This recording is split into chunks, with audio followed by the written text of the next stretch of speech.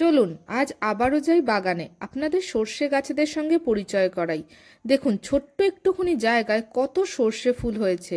মা আর ছোট মা স্মৃতিচারণ করছে আর সর্ষে ফুল তুলছে।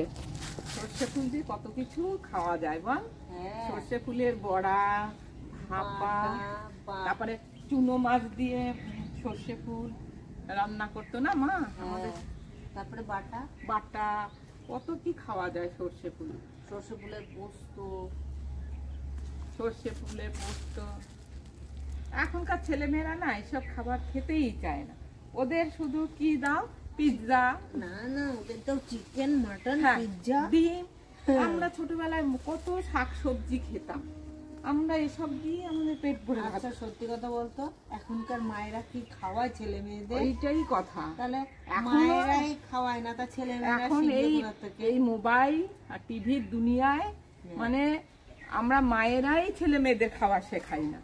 তাদের কত শর্টে খাওয়া, ওই একটা ডিমের অমলেট করে দিলাম, একটু ডাল করে দিলাম, হয়ে গেল, খাওয়া হয়ে গেল। একটু আলু ভাজা, হ্যাঁ একটু আলু ভাজা, এইসব। কিন্তু আমাদের সময় বল কত কি আমরা খেতাম। এই একটু সবজি মা রান্না করে দিলেই তাই দিয়ে আমরা সব চেটে পুটে খেয়ে নিতাম। সেই মায়ের হাতের রান্না এখন যতই নিজে ভালো রান্না করি, সেই মায়ের হাতের যেন স্বাদই পাই না। ওই স্বাদ পাওয়া যাবে না।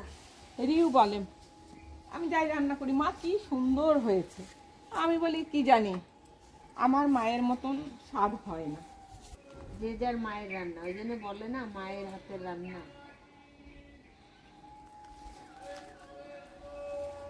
মায়ের রান্নার স্পর্শই আলাদা।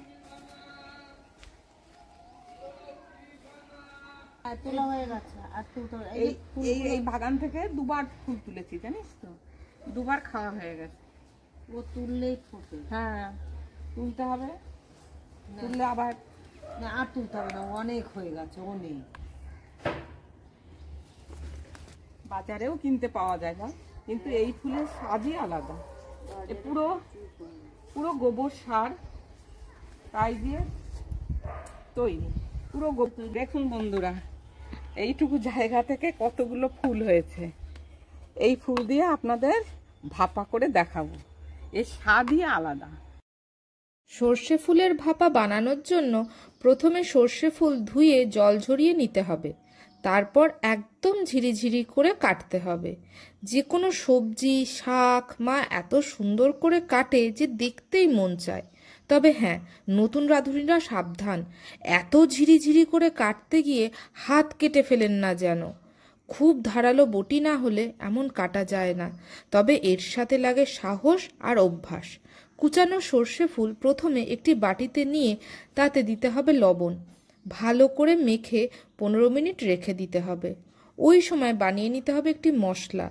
এর জন্য হাফ চামচ সাদা সর্ষে, হাফ চামচ কালো সর্ষে, লবণ ও একটা লঙ্কা দিয়ে বেটে নিতে হবে। অনেক সময় সর্ষে বাটা তিতা লাগে, এইভাবে বাটলে আর তিতা লাগবে না। এরপর আলু কেটে ধুয়ে নিতে হবে। দেখুন সর্ষে ফুল থেকে কি পরিমাণ জল বেরোচ্ছে। এবার হাত দিয়ে চেপে চেপে জল বার করে ফেলে দিতে হবে।